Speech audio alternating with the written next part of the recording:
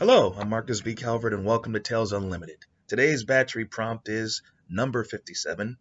A young cattle baron with a lot of minions slash connections slash reach finds himself targeted by a vengeful U.S. Marshal who happens to be his father. Okay, I'm going to stay in prompt here. All right. Uh, Civil War. There's this guy who goes off and actually he was a lawman going in, and he fights for the Union, and he gets. Oh, let's make this interesting. He fights for the South, and he has ghosts. Oh, he comes back scarred, beaten up inside, and he goes home and he beats the wife. He beats the wife. He drinks. He cheats. She leaves him. He understands that she leaves him. He even went after her like a couple of months later after he cleaned himself up and finds her pregnant with his kid, married to some older guy with a lot of money. And he's like, oh, I understand. But he stays clean. He wishes them well, and he gets on with his life. He never marries again, never drinks again. Straight up lawman, by the book. He's married to the law now. And kid grows up, mean, bratty, prick. And the old man dies, the stepdaddy dies, and he takes over the daddy's cattle business and his other dealings. And they're like these three surrounding towns in this area. He stakes his claim and he basically owns them with an iron fist. And there's a U.S. Marshal in that district who's happily corrupt, right? Corrupt, corrupt, corrupt. And he thinks he's untouchable. And his conscience is his mom. And one night he does something so bad in the house that she tries to stop him, and he ends up knocking her down a flight of stairs. He kicks the crap out of his mom and kicks her down a flight of stairs in a drunken rage, and her neck snaps. Lawman hears about this. Lawman rides through the night. He gets to um, the wife's body before it's buried, and he literally pries open her coffin and takes a look in, and he basically sees that the official claim is she fell down the stairs. He saw that someone beat her to death, and he makes no ruckus, no fuss. He goes in, looks around, goes to the son, hat off, says, "I would like to offer my condolences." And when he shakes the kid's hand, he sees bruised knuckles, and he goes, "Oh, okay." And from that point on, he decides to basically he decides to go after his boy. It's like that. This is no son of mine. Um, and the kid doesn't even realize. Like, it's like, "Do I know you? You remind me of somebody. Do I know you?" Lawman's like looking at his son, was like a spitting image of him. No, nothing at all, boy. Nothing at all. I'm a Mr. So and so. Nothing at all, son.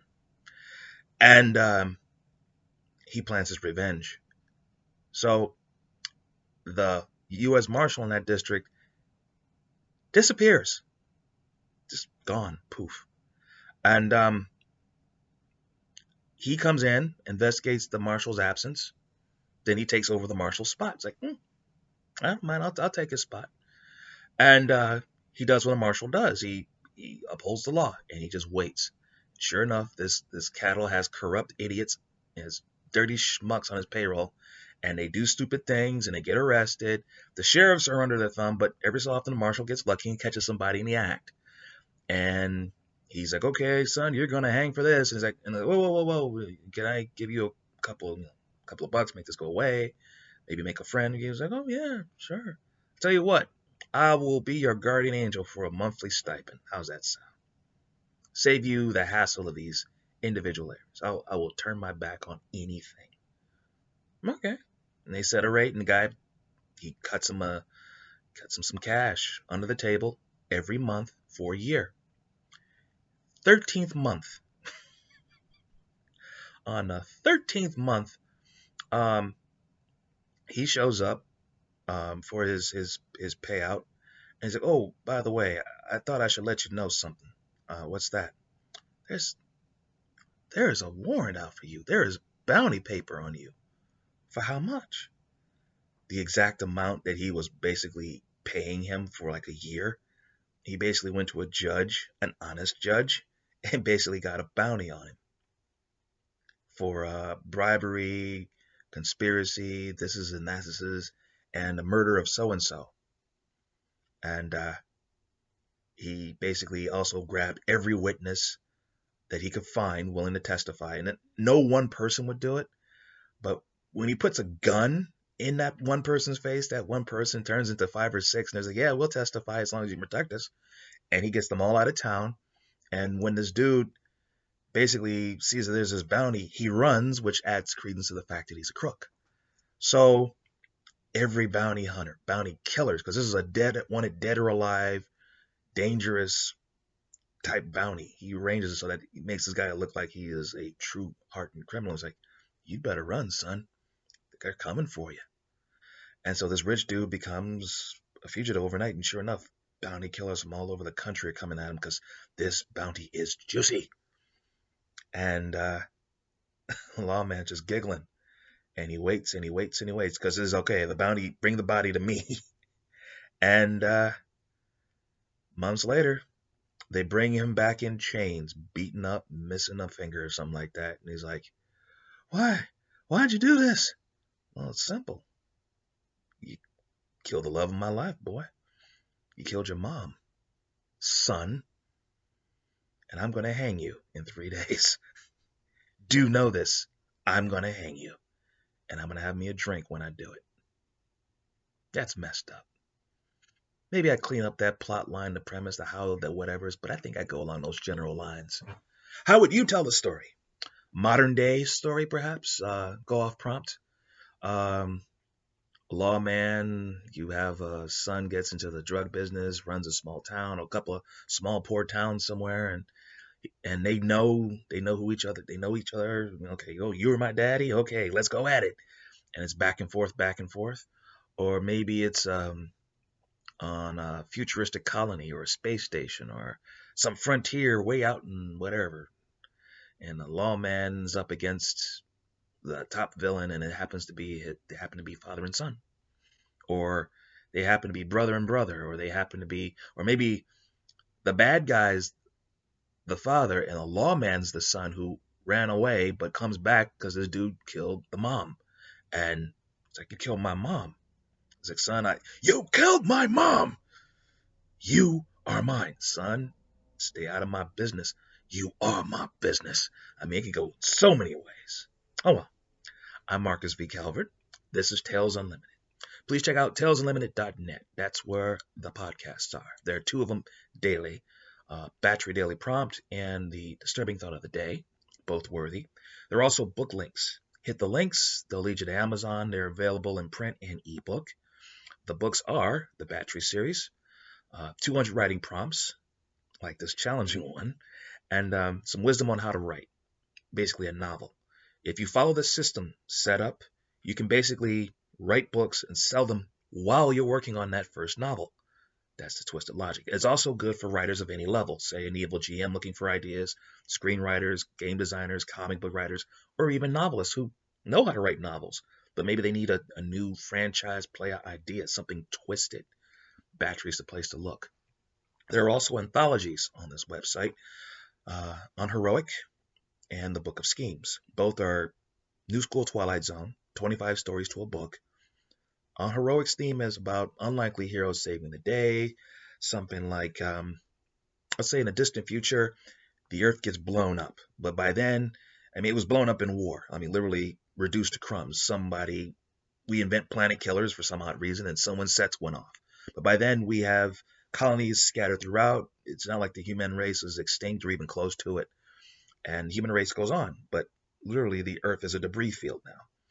So colony ships go from hither to thither. They're dropping people off, and one flies through a wormhole and while in hyperspace and ends up heavily damaged in the past. And some of the crew want to basically change history so that the Earth doesn't blow up. The captain's like, no, we cannot go messing with history. We might blow it up sooner. But some of the crew doesn't feel that way. What do you do? And then there's a book of schemes, all about schemes. Some twisted, some funny, some diabolical, something like, okay, lawman. And the young love of his life when they're in high school, she marries somebody else. She dies. Then she comes back. The phenomenon is known as death factor. Happened around the new millennium. Everyone thought it was the apocalypse, but in reality, what seems to happen is when someone dies, and there are a lot of ghosts around with unfinished business, they might sometimes possess that body and wake it up and go to settle that unfinished business. The more ghosts in the body, the stronger it gets. And the one universal truth is no ghost, no matter how well intentioned, can stay sane for more than a month. So he's got to put down the love of his life before she gets too crazy and too many dead bodies. But yeah, I digress. And there is the novel series. After writing all those short story anthologies, I finally wrote one. It's called I Villain. What is I Villain? Sin City with superpowers, super villain fiction. It's like a comic book in prose. There's this guy named Benjamin Clyde, gentleman fixer, dude in a suit. Pay him enough money, he can make you rich, he can make your enemies dead, he can do all types of things for you. He's worked for cops, governments, bad guys, mythical creatures. To pay him enough money, his mercs can do anything. That's his strength. He has the best mercs money can buy. He handpicked them. And then one night he has to fire them and give up his $1 billion empire, all of his cash, and fight crime. That's the last slap in the face, by the way, because this guy's just a dude in a suit, guy with a phone. In a town worse than Gotham, he's supposed to prowl the streets at night.